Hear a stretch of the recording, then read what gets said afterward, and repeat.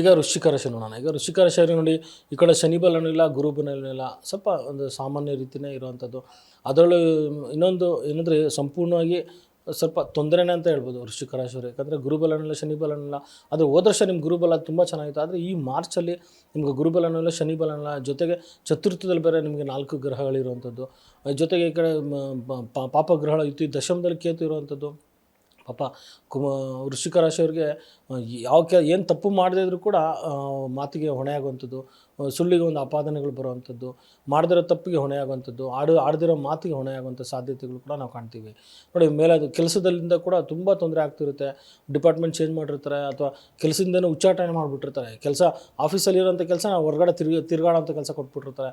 ಅಥವಾ ತಿರುಗಾಡೋ ಕೆಲಸ ಇದ್ದರೆ ಇನ್ನೂ ಸ್ವಲ್ಪ ದೊಡ್ಡ ಮಟ್ಟದಲ್ಲಿ ತುಂಬ ಹೆಚ್ಚು ಕೆಲಸ ಸಮಯ ಮಾಡೋಂಥದ್ದು, ಓವರ್ ಟೈಮ್ ಮಾಡೋಂಥದ್ದು. ಈ ರೀತಿ ವೃಶ್ಚಿಕ ರಾಶಿಯವರಿಗೆ ತೊಂದರೆ ಆಗುವಂಥ ಸಾಧ್ಯತೆಗಳು ಬಹಳ ಇದೆ. ಅದರಿಂದ ಭಾಳ ಎಚ್ಚರಿಕೆಯಿಂದ ಇರುವಂಥದ್ದು ಮಾಡಿ. ನೋಡಿ, ದುಡ್ಡು ಕಾಸು ವಿಚಾರದಲ್ಲಿ ಒಂದು ಸ್ವಲ್ಪ ಮಟ್ಟಿಗೆ ಪರವಾಗಿಲ್ಲ. ಯಾಕಂದ್ರೆ ಗುರು ಅಷ್ಟಮದಿಂದ ಗುರು ದ್ವಿತೀಯ 2ನೇ ಮನೆ ನೋಡೋದ್ರಿಂದ ದುಡ್ಡು ಕಾಸು ವಿಚಾರದಲ್ಲಿ ಸ್ವಲ್ಪ ಮಟ್ಟಿಗೆ ಬರೋವಂಥ ದುಡ್ಡು ಬರುತ್ತೋ ಇಲ್ವೋ, ಆದರೆ ಬೇರೆ ಯಾವುದೋ ಒಂದು ರೀತಿ ಓವರ್ ಟೈಮ್ ಮಾಡಿರೋದು ಅಥವಾ ಎಕ್ಸ್ಟ್ರಾ ಏನು ಕೆಲಸ ಮಾಡಿರ್ತಾರೆ, ಖಂಡಿತ ಅದು ಒಳ್ಳೆ ಅಮೌಂಟ್ ಬರೋಂಥ ಸಾಧ್ಯತೆಗಳು, ಧನಲಾಭ ಇರೋಂಥದ್ದು ನಾವು ಕಾಣ್ತೀವಿ. ಆದರೆ ಎಲ್ಲೋ ಒಂದು ಕಡೆ ಕೆಲಸದಲ್ಲಿ ಏನು ಬಾಧೆಗಳು, ಆ ಒಂದು ಟೆನ್ಷನ್ಗಳು, ಒಂದು ನಿಮಗೆ ತುಂಬ ದೊಡ್ಡ ಮಟ್ಟದಲ್ಲಿ ಒತ್ತಡಗಳು ನಾವು ಕಾಣ್ತೀವಿ. ಅಂದರೆ ನೋಡಿ, ಎಷ್ಟೋ ಜನಕ್ಕೆ ಏನಾಗಿದೆ ಅಂದರೆ, ಎಷ್ಟು 10-20 ವರ್ಷ ಕೆಲಸ ಮಾಡಿರ್ತಾರೆ, ಏನೋ ಒಂದು ಚಿಕ್ಕಪುಟ್ಟ ತೊಂದರೆಗಳಾಗಿ ಕೆಲಸದಿಂದ ನಾಳೆಯಿಂದ ಬರಬೇಡಿ ಅಂತ ಹೇಳೋಂಥ ಸಾಧ್ಯತೆಗಳು ಇರುತ್ತೆ. ಸೊ ಇದಕ್ಕೋಗಿ ಭಯ ಪಡೋಂಥ ಅವಶ್ಯಕತೆ ಇಲ್ಲ. ರಾಹುಕೇತುಗಳ ಒಂದು ಅನುಷ್ಠಾನಗಳು ಮಾಡಿ, ಪ್ರತಿನಿತ್ಯ ಮಂಗಳವಾರ ಗಣೇಶನ ದೇವಸ್ಥಾನಕ್ಕೆ ಹೋಗುವಂಥದ್ದು, ಒಂದು ಬಿಲ್ವಪತ್ರೆ ಆಗಿರ್ಬೋದು, ಬಿಳಿ ಎಕ್ಕದ ಹೂವು, ತುಂಬೆ ಹೂವು ಅಥವಾ ಗರಿಕೆಯನ್ನು ಕೊಟ್ಟು ಪೂಜೆ ಮಾಡಿ, ಪ್ರಾರ್ಥನೆ ಮಾಡಿ, ಅಲ್ಲಿ ಕೂತ್ಕೊಂಡು ಒಂದು ಷೋಡಶ ಮಂತ್ರನೋ ಅಥವಾ ಗಣೇಶಗೆ ಸಂಬಂಧಪಟ್ಟ ಯಾವುದಾದ್ರು ಒಂದು ಮಂತ್ರಗಳು ಹೇಳಿ. ನೋಡಿ, ಯಾವುದೇ ಕೆಲಸದಲ್ಲಿ, ಎಲ್ಲ ಕೆಲಸದಲ್ಲೂ ಕೂಡ ನಿಮಗೆ ಅನುಕೂಲ ಆಗುವಂಥ ಸಾಧ್ಯತೆ ಇರುತ್ತೆ. ಯಾಕಂದರೆ ದಶಮ ಬಂದು ನಮ್ಗೆ ಏನಾಗುತ್ತೆ ಅಂದರೆ, ಎಲ್ಲ ಕೆಲಸ ಕಾರ್ಯಗಳಲ್ಲೂ ದಶಮನೇ ಪ್ರಮುಖವಾಗಿದೆ. ಕೇಂದ್ರಗಳಲ್ಲಿ ಪ್ರಮುಖ ಒಂದು ಸ್ಥಾನ ಅಂದರೆ ದಶಮ ಸ್ಥಾನ. ಆ ಸ್ಥಾನದಿಂದಲೇ ನಿಮಗೆ ಕೆಲಸ ಕಾರ್ಯಗಳಾಗಿರಲಿ, ಒಂದು ಕೀರ್ತಿ ಪ್ರತಿಷ್ಠೆಗಳಾಗಿರ್ಬೋದು, ಯಾವುದೋ ಒಂದು ಪ್ರಾಜೆಕ್ಟ್ ಆಗಿರ್ಬೋದು, ವ್ಯಾಪಾರ ವ್ಯವಹಾರಗಳಾಗಿರ್ಬೋದು, ಕುಟುಂಬದಲ್ಲಿ ಏನೋ ಒಂದು ಕೆಲಸ ಕಾರ್ಯ ಆಗಿರ್ಬೋದು, ಅಥವಾ ನಿಮ್ಮ ಮನಸ್ಸಿನಲ್ಲಿ ಏನೋ ಒಂದು ಸಂಕಲ್ಪ, ಏನೋ ಒಂದು ಕನಸಿರ್ಬೋದು, ಅದೆಲ್ಲನೂ ಕೂಡ ನಿಮಗೆ ಬರೋದೇ ನಮಗೆ ದಶಮ ಸ್ಥಾನ. ದಶಮ ಒಂದು ಚೆನ್ನಾಗಿತ್ತು ಅಂದರೆ ನೀವೇನು ಅಂದ್ಕೊಳ್ತೀರೋ ಅದೆಲ್ಲ ಕೆಲಸದಲ್ಲೂ ಒಂದು ಸಕ್ಸಸ್ ಆಗುತ್ತೆ. ದಶಮದಲ್ಲಿ ಪಾಪಗ್ರಹಗಳಿತ್ತು ಅಂದರೆ ತೊಂದರೆ ಮಾಡ್ತಾರೆ ಅಂತ, ಕೆಲಸದಲ್ಲೇ ಏನಾದರೂ ತೊಂದರೆ ಮಾಡೋಂಥದ್ದು. ನೋಡಿ, ಕೆಲಸ ಆಫೀಸಿಗೆ ಬಂದ ತಕ್ಷಣ ಏನೋ ಮಂಕ್ ಆಗೋಂಥದ್ದು ಸುಮಾರು ಜನಕ್ಕೆ ಪಾಪ ನೋಡಿದ್ದೀನಿ. ಕೆಲಸದಲ್ಲಿ ಆಫೀಸ್ ಬಂದಿದ ತಕ್ಷಣ ಏನೋ ಒಂಥರ ನಿದ್ದೆ ಬರೋದು, ಏನೋ ಒಂಥರ ಪ್ರಾಬ್ಲಮ್ ಆಗುತ್ತೆ. ಅಂದರೆ ಆಫೀಸಲ್ಲೇ ಅವ್ರಿಗೆ ಏನಾದರೂ ಒಂದು ಪ್ರಯೋಗಗಳು ಮಾಡಿಬಿಟ್ಟಿರ್ತಾರೆ.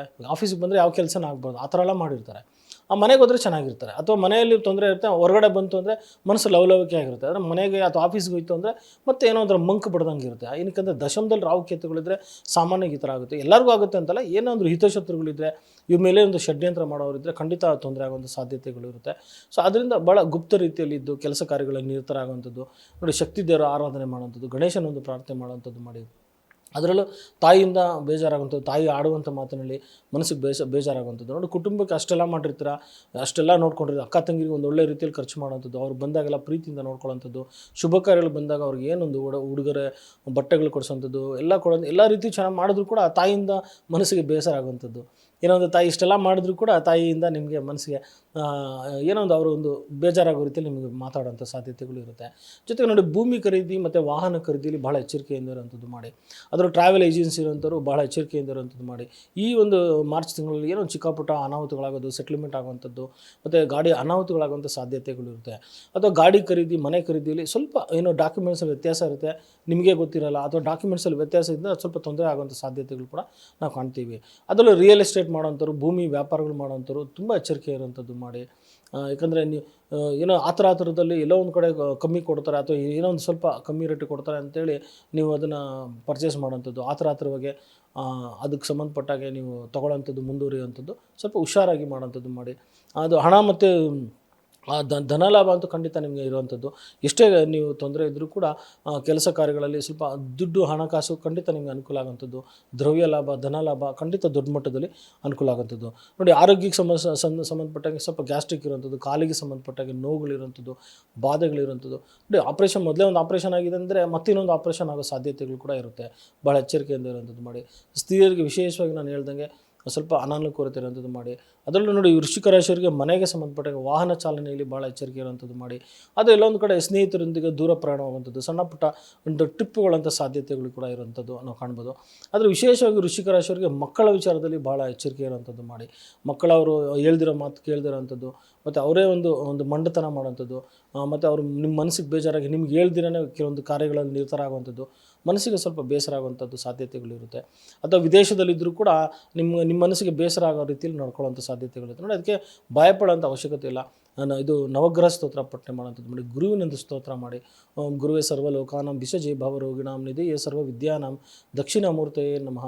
ಇನ್ನು ದಕ್ಷಿಣಮೂರ್ತಿ ಗುರುವಿನ ಸ್ಥಾನಕ್ಕೆ ಒಂದು ನಮನ ಮಾಡುವಂಥದ್ದು, ಗುರುವಿನ ದೇವಸ್ಥಾನಗಳಿಗೆ ಹೋಗುವಂಥದ್ದು, ಒಂದು ಹಳದಿ ವಸ್ತ್ರ ಅಥವಾ ಹಳದಿ ಪುಷ್ಪಗಳನ್ನ ಕೊಡುವಂಥದ್ದು, ಅಥವಾ ಒಂದು ವಸ್ತ್ರಗಳನ್ನಿಟ್ಟು ಗುರುಗಳ ಆಶೀರ್ವಾದ ಪಡೆಯುವಂಥದ್ದು ಮಾಡಿ. ಖಂಡಿತ ನಿಮಗೆ ಅನುಕೂಲ ಆದಂಥದ್ದು. ಅದರಲ್ಲೂ ವೃಶ್ಚಿಕ ರಾಶಿ ವಿಶೇಷವಾಗಿ ಕುಜನ ಒಂದು ಪ್ರಾರ್ಥನೆ ಮಾಡುವಂಥದ್ದು. ಕುಜನಿಗೆ ಓಂ ಶ್ರೀಂ ಹ್ರೀಂ ಶ್ರೀಂ ಕಮಲೆ ಓಂ ರೀಂ ಐಂ ಕ್ಲೀಂ ಔಂ ಸೌಂ ಶರಣಭವ ದೇವಾಯ ನಮಃ. ಓಂ ಶ್ರೀ ಶರಣಭವ ದೇವಾಯ ನಮಃ. ಓಂ ಶ್ರೀ ಸುಬ್ರಹ್ಮಣ್ಯಾಯ ನಮಃ ಅಂತ ಹೇಳುವಂಥದ್ದು ಮಾಡಿ. ಖಂಡಿತ ಒಂದು ಸುಬ್ರಹ್ಮಣ್ಯನ ಒಂದು ಸ್ಥಾನಗಳಿಗೆ ಹೋಗುವಂಥದ್ದು ಮಾಡಿ. ವರ್ಷಕ್ಕೆ ಕಮ್ಮಿ ಒಂದು ಸರಿ ಆದರೂ ಪಳನಿ ಅಥವಾ ಒಂದು ಕುಕ್ಕೆ ಸುಬ್ರಹ್ಮಣ್ಯ, ಈ ಒಂದು ಸುಬ್ರಹ್ಮಣ್ಯನ ಆರಾಧನೆ ಮಾಡುವಂಥದ್ದು ಮಾಡಿ. ಆ ಸುಬ್ರಹ್ಮಣ್ಯ ಇದು ಋಣಮೋಚನ ಸ್ತೋತ್ರವನ್ನು ಪಠನೆ ಮಾಡುವಂಥದ್ದು ಮಾಡಿ ಪ್ರತಿನಿತ್ಯ.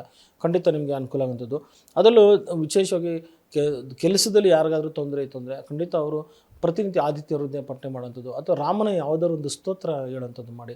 ಹರೇ ರಾಮ ರಾಮ ರಾಮ ಹರೇ ಹರೇ ಕೃಷ್ಣ ಹರೇ ಕೃಷ್ಣ ಕೃಷ್ಣ ಕೃಷ್ಣ ಹರೇ ಹರೇ, ಈ ಒಂದು ಸ್ತೋತ್ರ ಹೇಳೋಂಥದ್ದು ಮಾಡಿ. ಅಥವಾ ರಾಮನಿಗೆ ಸಂಬಂಧಪಟ್ಟ ಯಾವುದಾದ್ರು ಒಂದು ದೇವಸ್ಥಾನಕ್ಕೆ ಅಥವಾ ಸೂರ್ಯದೇವನ ಆರಾಧನೆ ಮಾಡುವಂಥದ್ದು ಮಾಡಿ. ಆ ಏನೇ ಒಂದು ದೋಷ ಇದ್ದರೂ ಕೂಡ ತಕ್ಕ ಮಟ್ಟಿಗೆ ಒಂದು ಸೊಲ್ಯೂಷನ್ ಸಿಗುವಂಥದ್ದು, ಸ್ವಲ್ಪ ಅನುಕೂಲ ಆಗುವಂಥದ್ದು ಕೂಡ ನಾವು ಕಾಣ್ಬೋದು.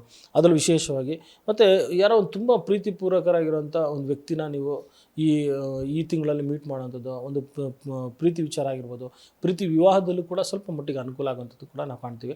ಅದರಲ್ಲೂ ಸ್ತ್ರೀಯರಿಗೆ ಸಂಬಂಧಪಟ್ಟಂಗೆ ಆರೋಗ್ಯದಲ್ಲಿ ವ್ಯತ್ಯಾಸ ಇರುವಂಥದ್ದು, ಸ್ವಲ್ಪ ಆರೋಗ್ಯ ಕಡೆ ಗಮನ ಕೊಡಿ. ಬಟ್ ಹೇಳಿದಂಥ ಪರಿಹಾರ ಮಾಡಿ. ಖಂಡಿತ ವೃಶ್ಚಿಕ ರಾಶಿಯವರಿಗೆ ಅನುಕೂಲ ಆಗುವಂಥದ್ದು ನೋಡ್ಬೋದು.